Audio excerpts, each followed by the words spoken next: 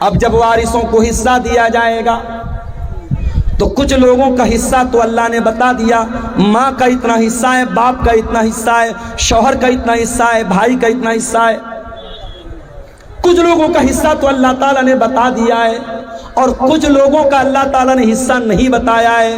جو وارثوں کو دینے کے بعد جو بچے گا وہ ان کے درمیان بانٹ دیا جائے گا۔ جیسے بیٹے اور بیٹی کا حصہ اللہ تعالیٰ نے طے نہیں کیا ہے، اگر باپ زندہ ہے، اگر ماں زندہ ہے تو باپ کو 1/6 دیا جائے گا، ماں کو 1/6 دیا جائے گا، اور ماں باپ کو دینے کے بعد، اور اگر مرنے والے کی بیوی زندہ ہے اور اولاد موجود ہے تو بیوی کو 8واں حصہ دیا جائے گا، اور اولاد اگر نہیں ہے تو بیوی کو 1/4 دیا جائے گا۔ بیوی کو دینے کے بعد، ماں باپ کو دینے کے بعد اب جو باقی بچے گا وہ بیٹے اور بیٹی کو دیا جائے گا۔ اب بیٹے کو کتنا ملے گا، بیٹی کو کتنا ملے گا؟ قرآن کہتا ہے للذکر مثل حظ الانثیین، لڑکے کو لڑکی کا ڈبل ملے گا، لڑکے کو لڑکی کا ڈبل ملے گا۔ اب دنیا میں لوگ اس پر بڑا واویلا مچاتے ہیں، یہ تو اسلام میں بڑی ناانصافی ہے، عورت کے ساتھ بڑا انیائے ہو رہا ہے، لڑکے کو ڈبل مل رہا ہے، لڑکی کو آدھا مل رہا ہے۔ پہلی بات تو یہ ہے، اسلام اللہ کا دین ہے، اور اللہ کے دین میں کبھی ناانصافی نہیں ہو سکتی۔ اللہ تو عدل والا ہے، اللہ تو عادل ہے، اور اللہ کا ہر حکم عدل والا ہے۔ اللہ کو خوب پتا ہے کس کو کتنا دینا ہے، اللہ کے قانون میں کبھی ناانصافی نہیں ہو سکتی۔ اگر اللہ تعالیٰ نے لڑکا لڑکی کو برابر دیا ہوتا، اگر اللہ کے قانون میں برابر کا حکم ہوتا تو یہ لڑکے کے ساتھ ناانصافی ہو جاتی۔ کیوں؟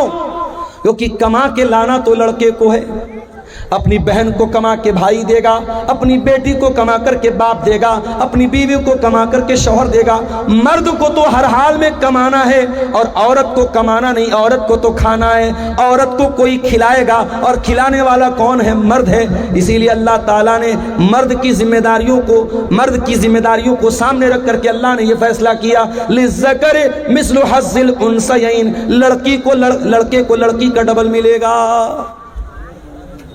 اب مان لو مرنے والے کا ایک لڑکا ہے، 2 لڑکی ہے، اور مرنے والا 2 لاکھ روپیہ چھوڑ کے مرا، تو ظاہر ہے کہ 2 لاکھ میں سے 1 لاکھ روپیہ لڑکے کو مل جائے گا، اور 50 ہزار روپیہ دونوں لڑکیوں کو مل جائے گا۔ تو اگر ریشیو نکالو تو لڑکے لڑکی کو تو برابر مل رہا ہے، اور اگر کہیں لڑکیوں کی تعداد زیادہ ہے اور لڑکا 1 ہے یا لڑکے کی تعداد کم ہے تو مجموعی اعتبار سے لڑکیوں کو زیادہ مل جائے گا۔ تو قرآن کہتا ہے تم نہیں جانتے کہ کس کو کتنا ملنا چاہیے، یہ اللہ کا فیصلہ اور اللہ کا قانون ہے، اور اللہ نے جو طے کر دیا اسی کے حساب سے بانٹا جائے گا۔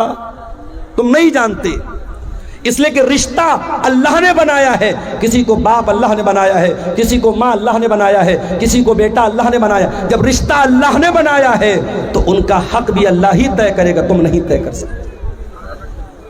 ہمارے یہاں کیا ہو رہا ہے، باپ مر گیا، بھائیوں نے بیٹھ کر کے زمین جائیداد کا بٹوارا کر دیا، بہن کو فوٹی کوڑی نہیں ملی، بہن کو 1 پیسہ نہیں ملا۔ بہن آئی، بھائی آپ نے باپ کی جائیداد کا بٹوارا کیا، مجھے کیوں نہیں دیا؟ بھائیوں نے دھمکی دی، میں شیرشاہ آبادی ماحول نہیں جانتا، میں کٹیہار کا ماحول، میں بنارس کی بات کر رہا ہوں، اپنے ماحول کی بات کر رہا ہوں۔ بھائیوں نے دھمکی دی، اگر تو اپنا حصہ لے لے گی آج کے بعد ہم سے رشتہ مت رکھنا، ہم سے کوئی تعلق مت رکھنا، اگر ہم نے اپنے باپ کی پراپرٹی میں سے تجھ کو حق دے دیا تو آج سے رشتہ ختم۔ بہن بیچاری سوچتی ہے بھائی سے رشتہ ختم کرنا بڑا مہنگا سودا ہے، بھائی اور بھتیجے کی محبت بھی دل میں ہوتی ہے۔ بہن کہتی بھیا جو ہے آپ رکھ لیجئے، مجھے کوئی زمین جائیداد نہیں چاہیے۔ اس طریقے سے بلیک میل کیا جاتا ہے اور پریشرائز کیا جاتا ہے اور دباؤ ڈالا جاتا ہے بہنوں کے اوپر، اور بہنیں مجبوری میں آ کر کے اپنا حصہ اپنے بھائی کو لکھ دیتی ہیں۔ اور یہ کام کون کر رہا ہے؟ یہ 5 ٹائم کا نمازی کر رہا ہے، چہرے پر بھرپور شرعی داڑھی رکھنے والا اور ماتھے پر سجدے کا نشان سجانے والا، اپنے آپ کو متقی کہنے والا، اپنے آپ کو پرہیزگار کہنے والا بھی یہ کام کر رہا ہے۔ او لوگو، اللہ کو کیا حساب دو گے جب اللہ کا قانون یہ کہہ رہا ہے کہ آپ کے والد کے انتقال کے بعد آپ کے باپ کی پراپرٹی میں آپ کا حصہ ہے اور آپ کی بہن کا بھی حصہ ہے؟ وہ کون سا قانون ہے، وہ کون سا انصاف ہے جس کی وجہ سے آپ نے اپنی بہن کو اس کا حق نہیں دیا؟ ذرا ایمان سے بتاؤ، ذرا اپنے دل پر ہاتھ رکھ کر کے بتاؤ میرے بھائی۔ اور یہ بھی یاد رکھیے، اسلام کا جو نظام میراث ہے یہ کوئی بائی چوائس نہیں ہے کہ عمل کر لو تو اچھی بات ہے اور اگر عمل نہیں کرو گے تو کوئی حرج کی بات نہیں ہے۔ اللہ نے جب میراث کا قانون بیان کیا تو کیا فرمایا؟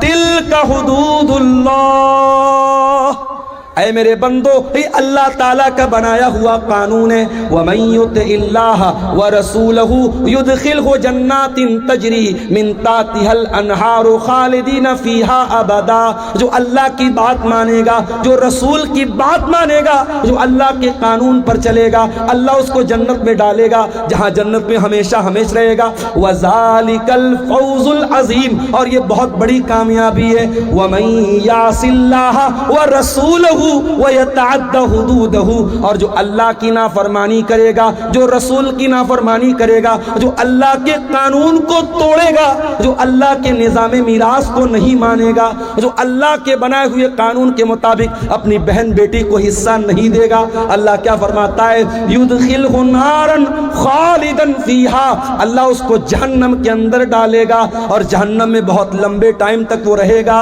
وَلَهُ عَذَابٌ مُّهِينٌ، اور اس کو ذلیل کرنے والا عذاب دیا جائے گا۔ جہنم کی آگ، میرے بھائی ہم سوچ بھی نہیں سکتے۔ کوئی یہ نہ سوچے ارے ہم تو توحید والے ہیں، ہم جہنم میں جائیں گے، کچھ دن تک جہنم میں رہیں گے پھر نکل جائیں گے، کوئی یہ نہ سوچے۔ جہنم کی آگ ہم ایک سیکنڈ کے لیے برداشت نہیں کر سکتے، اس لیے کہ جہنم کی آگ تو بڑی خطرناک ہوگی۔ اللہ فرماتا ہے کلما نضجت جلودہم بدلناہم جلودا غیرہا لیذوقوا العذاب، جب جہنم کی آگ میں تمہاری چمڑی جل جائے گی ہم دوسری چمڑی چڑھا دیں گے، ہم بار بار جلنے کی تکلیف جہنمیوں کو دیں گے۔ اگر جہنم کے عذاب کو سہن کر سکتے ہو، اگر جہنم کے عذاب کو برداشت کر سکتے ہو تو اپنی بہن اور بیٹی کا حق مار لو، اور اگر برداشت نہیں کر سکتے تو جاؤ معافی مانگو اور اپنی بہن اور بیٹی کو اس کا حق دے دو۔ میرے بھائی ایک اور طریقہ چل رہا ہے حرام خوری کا، اور مسلمانوں میں زیادہ پایا جا رہا ہے۔ زمین میری ہے اور میری زمین کے بغل میں میرے پڑوسی کی زمین ہے، میں دھوکے سے کیا کرتا ہوں، اپنے پڑوسی کی زمین کا 1 فٹ حصہ اپنی زمین میں شامل کر لے رہا ہوں۔ میں مثال دے رہا ہوں، اپنے پڑوسی کی، اپنے رشتہ دار کی زمین پر ناجائز قبضہ کرنے کے لیے زمین پر بنی ہوئی باؤنڈری کو مٹا دینا، نشان کو مٹا دینا، یا زمین و جائیداد کے کاغذ میں ہیر پھیر کر لینا۔ میرے پیارے ساتھیوں، اگر یہ کام آپ کرتے ہیں تو کان کھول کر کے سن لیجئے، اللہ کے نبی فرماتے ہیں لعن اللہ من غیر منار الارض، جو زمین کے نشان کو بدل دے، جو جائیداد کو ہڑپنے کے لیے، زمین کو ہڑپنے کے لیے زمین کے نشانات کو بدل دے، اس کے اوپر اللہ کی لعنت برستی ہے۔ اگر اللہ کی لعنت کہ ہم حقدار بننا چاہتے ہیں تو یہ کام کر سکتے ہیں، ورنہ میرے پیارے ساتھیوں یہ بہت ہی خطرناک کام ہے۔ اور آگے بڑھیے، اللہ کے نبی فرماتے ہیں ان رجالا یتخوضون فی من مال اللہ، کچھ لوگ اللہ تعالیٰ کے مال میں ناجائز قبضہ کرتے ہیں، دوسروں کا مال ناجائز طریقے سے کھاتے ہیں، ایسے لوگوں کا انجام کیا ہوگا؟ فرمایا ایسے لوگوں کو اللہ تعالیٰ جہنم کی آگ میں پھینک دے گا۔ جہنم کی آگ میں حرام کھانے والوں کو اللہ تعالیٰ ڈال دے گا۔ میرے بھائی، آپ میں سے بہت سارے لوگوں نے حج عمرہ بھی کیا ہوگا۔ سعودی عرب کے اندر داخل ہوتے ہی انڈیا کا روپیہ کام کرنا بند کر دیتا ہے، بنگلہ دیش کا ٹکا کام کرنا بند کر دیتا ہے، امریکہ کا ڈالر کام کرنا بند کر دیتا ہے۔ سعودی میں آپ گئے تو آپ سعودی ریال چاہیے آپ۔ ایک مرتبہ میں گیا عمرہ کے سفر پہ، میں یہاں سے ریال لے کے گیا، اتفاق سے میری فلائٹ ڈائریکٹ نہیں تھی، تو دبئی کے ایئرپورٹ پر فلائٹ چینج کرنی تھی مجھے۔ اب دبئی کے ایئرپورٹ پر سامان، بھوک لگ رہی تھی، کچھ کھانا تھا، تو وہ ریال بھی لینے کو تیار نہیں ہے۔ اس نے کہا کہ ہمیں دبئی کا پیسہ چاہیے، جو یونائٹڈ عرب امارات کا جو وہ درہم ہوتا ہے ہم کو وہ چاہیے، ہم کو یہاں سعودی کا ریال نہیں چاہیے۔ میرے پاس ریال تھا، میں انڈیا سے ریال بنا کے لے کے گیا تھا۔ ہر دیش کی اپنی ایک کرنسی ہے۔ امریکہ کے لوگ انڈیا میں آتے ہیں، ڈالر کو روپیے میں بدل کے ایکسچینج کر کے تب آتے ہیں۔ انڈیا کا آدمی سعودی جاتا ہے، اپنے روپیے کو ریال میں چینج کرتا ہے۔ ہر دیش کی اپنی ایک کرنسی ہوتی ہے میرے بھائی۔ ایک بات بتاؤں آپ کو، قیامت کے دن کرنسی کون سی چلے گی؟ کسی کا مال ہڑپ لیا کسی نے، 1 لاکھ روپیہ کسی کا ناجائز قبضہ کر لیا، اب قیامت کے دن جس کا پیسہ اس نے مارا ہے، جس کا حق مارا ہے، اس نے اللہ کی عدالت میں کہا اے اللہ، اس نے میرا 1 لاکھ روپیہ ناجائز طریقے سے لیا ہے۔ اللہ کے نبی فرماتے ہیں قیامت کے دن روپیہ تو نہیں چلے گا، پیسہ تو نہیں چلے گا، درہم تو نہیں چلے گا، دینار تو نہیں چلے گا۔ قیامت کے دن کون سی کرنسی چلے گی؟ ذرا غور سے سننا کٹیہار کے لوگوں، حسن گنج کے لوگوں، ذرا غور سے سننا کہ قیامت کے دن کون سی کرنسی چلے گی۔ اللہ کے پیارے نبی فرماتے ہیں اپنے صحابہ سے، اے میرے صحابہ یہ بتاؤ کہ سب سے غریب آدمی کون ہے، سب سے قلاش آدمی، سب سے نردھن آدمی، سب سے پور آدمی کون ہے، سب سے غریب آدمی کون ہے؟ صحابہ نے کہا اللہ کے نبی جس کے پاس درہم نہ ہو، دینار نہ ہو، روپیہ نہ ہو، پیسہ نہ ہو، سب سے بڑا غریب وہی ہے۔ آپ نے فرمایا میری امت کے اندر سب سے بڑا غریب وہ ہوگا جو قیامت کے دن روزہ لے کر کے آئے گا، نماز لے کر کے آئے گا، صدقہ خیرات لے کر کے آئے گا، زکوٰۃ لے کر کے آئے گا، مگر کسی کو گالی دی ہوگی، کسی کو برا بلا کہا ہوگا، کسی کا مال ہڑپا ہوگا، کسی پر جھوٹا الزام لگایا ہوگا، اس کی نیکیاں ان حقداروں کو بانٹ دی جائیں گی۔ جس کا حق آپ نے مارا ہے، آپ کا روزہ لے کے چلا گیا، آپ کی نماز لے کے چلا گیا، آپ کا صدقہ خیرات لے کے چلا گیا، آپ کا حج اور عمرہ لے کے چلا گیا۔ اور اللہ کے نبی فرماتے ہیں فَإِن فَنِيَتْ حَسَنَاتُهُ، اگر اس کی نیکیاں ختم ہو جائیں گی اور پھر بھی کچھ حقدار لوگ لائن میں کھڑے ہوں گے، اللہ تعالیٰ ان حقداروں کے گناہ اس کے اوپر لاد دے گا۔ اللہ اکبر۔ ہم لوگ تو بڑا خوش ہیں صاحب، ہم نے تو بڑا دان دیا ہے مدرسوں میں، بڑا جلسوں میں دان دیا ہے، بڑا حج اور عمرہ کیا ہے۔ قیامت کے دن اگر حقوق العباد میں کوتاہی کی ہے، اگر کسی کا حق مارا ہے، قیامت کے دن یہ دان، یہ چندہ، یہ روپیہ، یہ پیسہ جو اللہ کی راہ میں ہم نے دیا ہے سب برباد ہو جائے گا اگر ہم نے حقوق العباد میں کوتاہی کی۔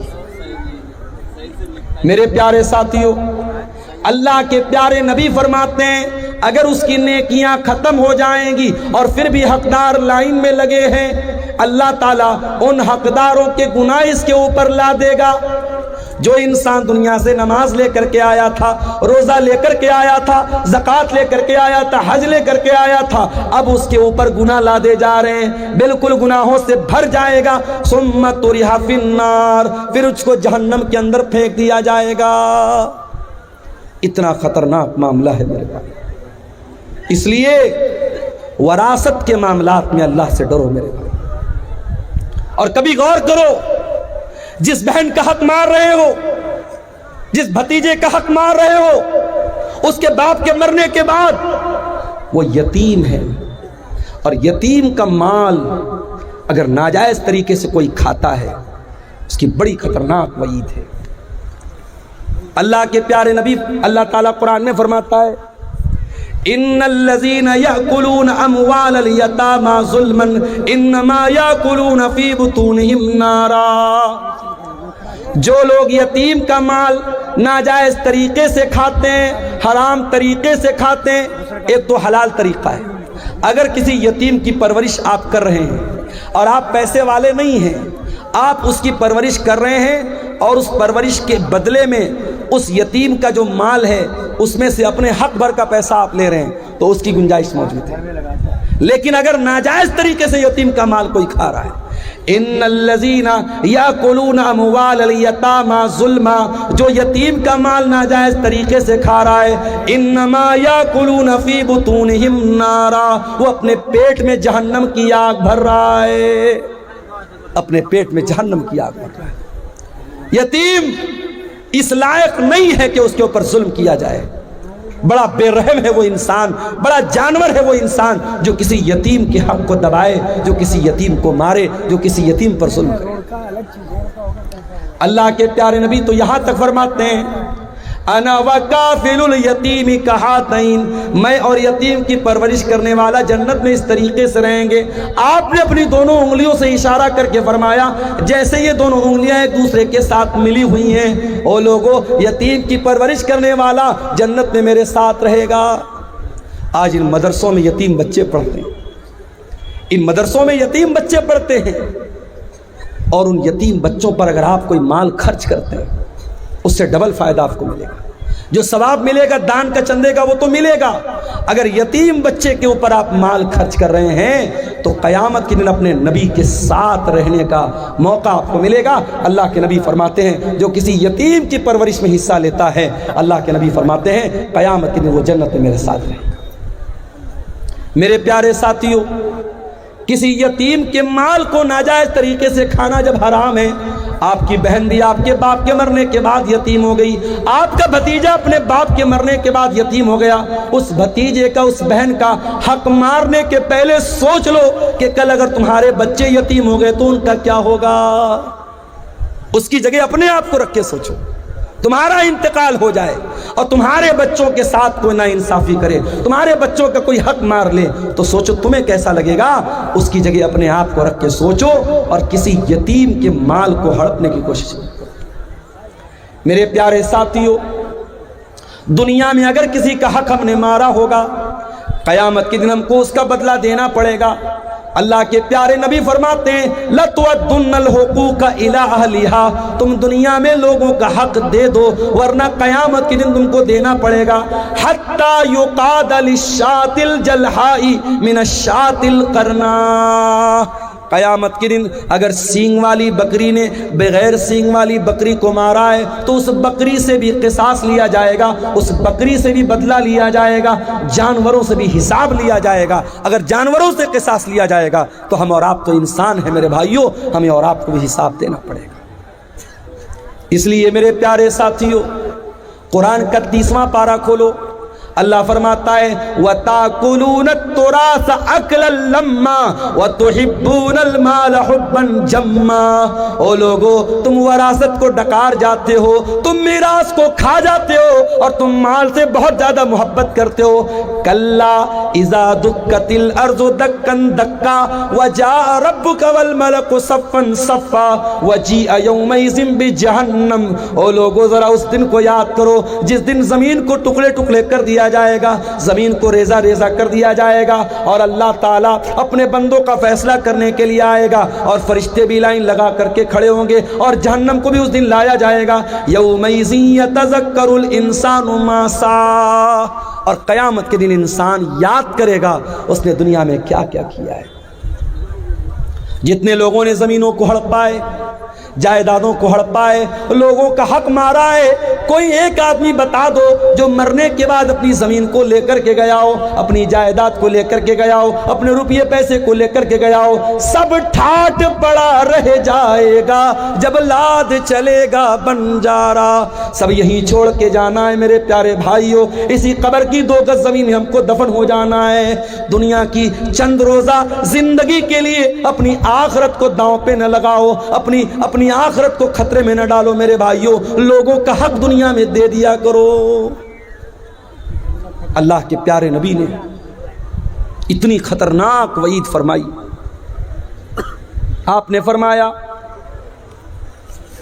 اپنے انتقال کے کچھ پہلے آپ نے فرمایا الصلاۃ الصلاۃ وما ملکت ایمانکم، او لوگو تم نماز کی پابندی کرنا اور اپنے غلاموں اور اپنے لونڈیوں کے ساتھ تم اچھا سلوک کرنا، ان کے ساتھ حق تلفی مت کرنا۔ اسلام وہ دین ہے کہ سماج کا وہ طبقہ جو مزدوروں کا طبقہ ہے، جو غلاموں کا طبقہ ہے، جو لونڈیوں کا طبقہ ہے، جس کو دنیا میں حقیر مانا جاتا ہے، اللہ کے پیارے نبی اپنے انتقال کے پہلے دنیا کو وصیت کر کے جا رہے ہیں اس غلام اور لونڈی کا بھی حق آپ کو نہیں مانا۔ حضرت ابو ذر غفاری نے اپنے غلام کو برا بھلا کہہ دیا، اس کی ماں کا نام لے کے کچھ آر دلا دی، کچھ برا بھلا کہہ دیا۔ اللہ کے پیارے نبی کو بہت غصہ آیا، آپ نے فرمایا اے ابو ذر، آج تم نے اتنا خطرناک کام کیا ہے کہ یہ تو دور جاہلیت کا کام ہے، یہ تو وہ انسان یہ کام کرے گا جس کے اندر دور جاہلیت کا کوئی حصہ رہ گیا ہو۔ آپ نے کہا کہ یہ نوکر چاکر، یہ کام کرنے والے، یہ بھی تمہارے بھائی ہیں، جو کھاؤ ان کو کھلاؤ، جو پہنو ان کو پہناؤ۔ اسلام تو وہ مذہب ہے میرے بھائی جو غلاموں کا، نوکروں کا بھی حق ہمیں بتاتا ہے۔ دنیا میں لوگ مزدور دیوس مناتے ہیں، بڑی بڑی تنظیمیں بنی ہیں، ایسوسی ایشن بنی ہیں مزدوروں کے حقوق کے لیے۔ 1400 سال پہلے محمد اکرم صلی اللہ علیہ وسلم نے مزدوروں کے حق کی لڑائی لڑی ہے، مزدوروں کو ان کا حق دیا ہے آپ نے۔ اللہ کے پیارے نبی فرماتے ہیں آت الجیر حقہ قبل ان یجف عرقہ، مزدور کا پسینہ سوکھنے کے پہلے اس کی مزدوری دے دو۔ میرے پیارے ساتھیوں، اسلام تو وہ پیارا دین ہے جو ہر حقدار کو اس کا حق ٹائم پر دینے کی تعلیم دیتا ہے۔ اس لیے اگر کسی کے بعد کا انتقال ہو چکا ہے تو دیر نہ کرے، اپنے بھائیوں کو اکٹھا کرے، بہنوں کو اکٹھا کرے، مفتی صاحب کو بلا لے۔ باپ جو زمین چھوڑ کے گئے، جو جائیداد چھوڑ کے گئے، جو سونا چاندی چھوڑ کے گئے، جو کھیت کھلیان چھوڑ کے گئے، سب کا کیلکولیشن کر کے حساب کر لے اور جس کا جو حق ہے وہ اس کو دے دے۔ میرے بھائی، دنیا میں چند دنوں کی پریشانی سہ لو، یہ اس سے بہتر ہے کہ ہمیں آخرت میں اللہ کے عذاب کو سہنا پڑے۔ اور یہ بھی یاد رکھو، اگر حرام کی زمین میں، حرام کی جائیداد میں اپنے بچوں کو رکھ کے پال رہے ہو، اپنے بچوں کو بھی جہنم کی آگ کا حقدار بنا رہے۔ ہم یہ سمجھ رہے ہیں صاحب ہم حرام کا پیسہ کما رہے ہیں، ہمارے گھر میں پیسہ آ رہا ہے، ہمارے بچے چین کی زندگی گزار رہے ہیں، ہماری فیملی چین کی زندگی گزار۔ غلط ہے یہ۔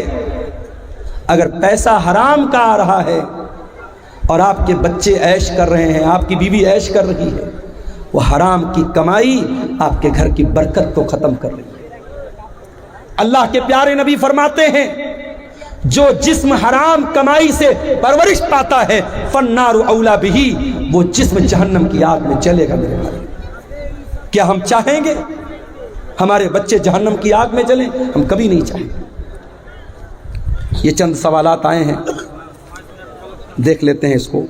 اور آخر میں بار بار پیچھے سے ڈیمانڈ آ رہی ہے، آپ لوگ بڑی تعداد میں موجود ہیں اور آپ کو بتانے کی ضرورت نہیں جلسے کا مقصد کیا ہے۔ اور میرے بھائیوں نے مجھے بتایا ادارہ کافی قرضے میں چل رہا ہے، اس کی جو بلڈنگ وغیرہ بنی ہے اس پر کافی قرضہ ہے۔ آپ حضرات میری تقریر کے آخر میں جو بھی تعاون ہے، آپ جو بھی دان کر سکتے، تعاون کر سکتے، یہاں آ کے دیتے جائیے گا، انشاءاللہ اس پر بہترین اجر اللہ تعالیٰ آپ کو دے گا۔ اور میں سب کے لیے اجتماعی طور پر ایک دعا کر دوں گا۔ سعودی عرب کے ساتھ عید اور بقرعید کی نماز پڑھنا کیسا ہے؟ کچھ علماء اس کو جائز ٹھہراتے ہیں، ساتھ ہی سعودی عرب کے ساتھ جزاک اللہ خیر۔ دیکھیے کسی بھائی نے تعاون پیش کیا ہے، اللہ ان کے تعاون کو قبول کرے۔ میرے بھائیوں، ہم اپنے انڈیا میں، اپنی کنٹری میں نماز کیسے پڑھتے ہیں؟ کیا سعودی کے حساب سے پڑھتے ہیں؟ نہیں، ہم یہاں کے حساب سے نماز پڑھتے ہیں۔ سعودی عرب میں ہم سے 2.5 گھنٹے کا فرق ہے۔ ہم عشاء کی نماز کے بعد آرام سے بستر پہ سونے جاتے ہیں، ٹی وی چالو کرتے، پتہ لگا سعودی عرب میں عشاء کی اذان اب شروع ہو رہی ہے۔ تو ٹائم کا فرق ہے۔ ویسے ہی چاند کا بھی فرق ہے، چاند ہمارے ملک میں کبھی اور نظر آتا ہے، سعودی عرب میں کبھی اور نظر آتا ہے۔ اور اس مسئلے میں اگرچہ کچھ علماء کا یہ کہنا ہے کہ ساری دنیا میں ایک چاند ہونا چاہیے، مگر آپ کے جھارکھنڈ کے بہت بڑے عالم دین انتقال کر گئے، اللہ غریق رحمت کرے، علامہ عبدالعزیز حقانی صاحب رحمۃ اللہ علیہ۔ میں نے ان کا مضمون پڑھا تھا، بڑی تفصیل سے انہوں نے لکھا تھا اور انہوں نے دلائل سے ثابت کیا تھا، اور مرکزی جمعیت اہل حدیث سے ان کا وہ مضمون چھپا تھا کہ ہر علاقے کے لوگوں کی اپنی رویت ہے، ہر شہر کے لوگوں کی اپنی رویت ہے، وہ اپنا چاند دیکھ کر کے روزہ رکھیں گے، اپنا چاند دیکھ کر کے عید منائیں گے۔ یہ پورے ہندوستان میں، یہ پوری دنیا میں ایک چاند منانا یہ دلیل کے اعتبار سے مضبوط بات نہیں ہے، اور نہ پریکٹیکلی ایسا ممکن ہے۔ ایسا جب تک ممکن نہیں ہے تب تک کوئی اگر اپنی الگ عید منا رہا ہے، اپنا الگ روزہ رکھ رہا ہے، تو یہ مسلمانوں کی جماعت میں پھوٹ ڈال رہا ہے، اس کو اللہ کے یہاں حساب دینا پڑے گا۔ بچت کھاتے میں، بینک میں رکھے ہوئے پیسے میں بیاج کے طور پر کچھ روپئے جمع کر دیتے اور ہمیں معلوم نہیں پڑتا، تو اس پیسے کو کیا کیا جائے؟ دیکھیے یہ مت کہیے کہ معلوم نہیں پڑتا، سارا سسٹم موجود ہے۔ انٹرسٹ کی رقم روز نہیں آتی ہے، ہر کوارٹر پر آتی ہے۔ ہر کوارٹر کا مطلب ہر 3 مہینے پر آپ کے بینک میں پیسہ انٹرسٹ کا آتا ہے۔ آپ اپنی پاس بک پہ اگر انٹری کرائیں گے، پاس بک پہ لکھ کے آ جائے گا انٹرسٹ کا اتنا پیسہ ہے۔ آپ کو کچھ نہیں کرنا ہے، آپ ہر کوارٹر پر اپنے بینک کا اسٹیٹمنٹ نکلوائیے اور انٹرسٹ کی رقم نکال کر کے وہ رقم کسی غریب کو دے دیجیے، بس۔ وہ آپ کے اوپر استعمال نہیں ہونی چاہیے، اپنی ذات پر استعمال نہیں کرنا ہے، بینک میں رکھنا نہیں ہے، اس کو نکال کے خرچ کر دینا ہے۔ کسی بھی کوئی دوا علاج کے لیے ضرورت ہو اس کو دے دیجیے، کسی بھی غریب آدمی کو جس کو ضرورت مند ہے اس کو، مسلمان کو بھی دے سکتے ہیں، غیر مسلم کو بھی دے سکتے ہیں، کوئی حرج کی بات انشاءاللہ نہیں ہے۔ اجر کی نیت سے ہیں؟ نہیں، اجر کی نیت سے نہیں، اس پر کوئی اجر و ثواب کی نیت نہیں کرنا ہے، وہ کوئی دان نہیں ہے۔ وہ پیسہ آپ اس لیے غریب کو دے رہے ہیں کہ پیسہ استعمال ہو جائے، بس۔ اس کو اپنے اوپر استعمال نہیں کر سکتے آپ، لیکن غریب کو دے دیں گے وہ استعمال کر سکتا ہے، ثواب آپ کو نہیں ملے گا، نہ ثواب کی نیت آپ کو کرنا ہے۔ کچھ لوگ 50% یا 60% میں چندہ کرتے ہیں، وہ کیسا ہے؟ دیکھیے شریعت میں زکوٰۃ کی رقم کے جو مصارف بیان کیے گئے، قرآن میں اللہ نے سورہ توبہ میں بیان کیے، اس میں زکوٰۃ وصولنے والے کو بھی زکوٰۃ کی رقم میں سے دینے کا حکم ہے، والعاملین علیہا۔ لیکن اس کا باقاعدہ پرسنٹیج بنانا، اور پرسنٹیج بھی اتنا بڑا بنانا کہ دینے والا 1 لاکھ دے رہا ہے اور مدرسے میں 40,000 پہنچ رہا ہے، 30,000 پہنچ رہا ہے، تو بہت غور کرنے کی بات ہے۔